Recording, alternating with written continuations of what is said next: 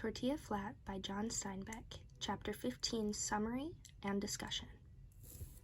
The chapter starts out with the paisanos just hanging around.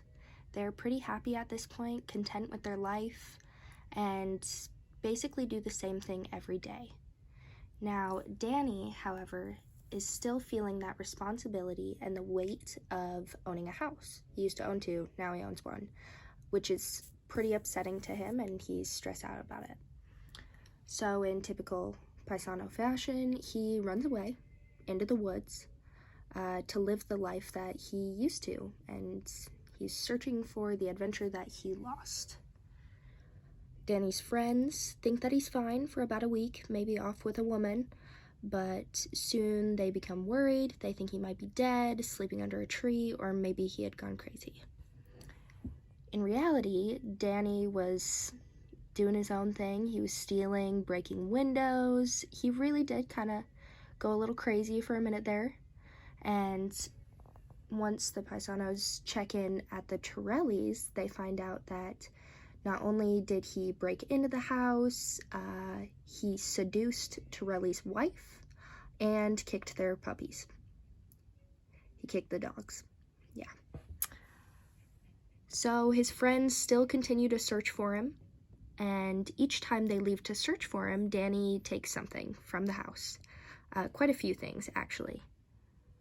At one point, Danny steals Pilon's shoes, and that's just, it's too far. It's too far. It's what they called a crime against friendship, and that really upset all of them. So instead of searching for Danny, it has become a Danny hunt.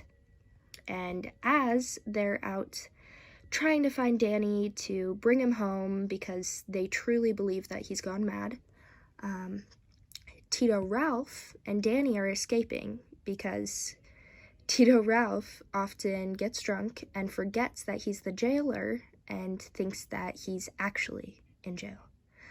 So they run away, and later on, Torelli turns up with a bill of sale for the house, and he says that Danny sold him the house for $25. The friends say that he's crazy and lure him in so that Pilon can steal the bill of sale and burn it. And seeing as it's the only copy, Torelli leaves defeated. At this point, they're just kind of hanging out in front of the house, still upset about their friend, missing him, but they don't have much else to do. And unexpectedly, Danny and Tito Ralph show up out of nowhere with two large sacks filled with goodies, I guess. And the friends are so incredibly happy that their friend is home and that they have all of these great gifts and wine to share and drink together. But they tell Danny that Torelli has come to the house and told them that he sold it to them. And Pilon says, "You would never do that because you're one of our close friends." And Danny is feeling real guilty, but it doesn't explicitly say that he signed the bill of sale, just says that he's guilty. So, some philosophies. I decided to talk about the ethics of virtue and the ethics of consequences. And when we did have this discussion, we talked about egoists. And personally, I think Danny pretty much fits that. He has very little virtue at this point. He didn't think about the consequences of leaving his friends. He didn't think about the consequences of selling the house. He really was just thinking about the money. And after he talks to his friends and remembers that they're his friends, he feels pretty bad about that. And those are the consequences. Next up is the ethics of rights and duties.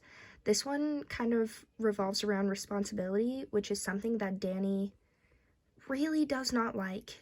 But I think he's going to have to take responsibility for his actions and also take responsibility as a homeowner.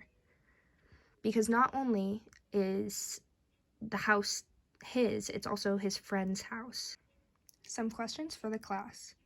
Do you think Danny truly went mad when he left for the woods?